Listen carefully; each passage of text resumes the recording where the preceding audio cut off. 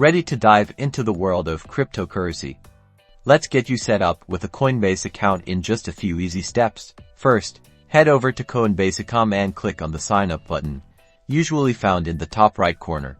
You'll need to enter your first name, last name, email address, and choose a strong, secure password. Make sure that your password is a combination of upper and lowercase letters, numbers, and symbols. Then, agree to the user agreement and privacy policy, and click Create Account. Coinbase will send a verification email to the address you provided. Go to your inbox, find the email from Coinbase, and click the verification link to confirm your email address.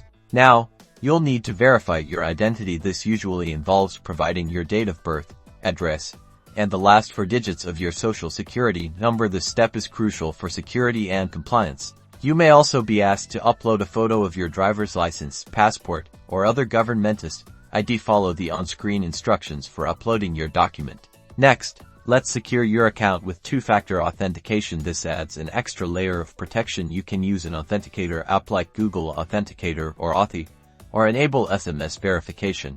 To buy and sell crypto, you'll need to connect a payment method. You can link your bank account, debit card, or credit card. Follow the prompts to securely connect your chosen method.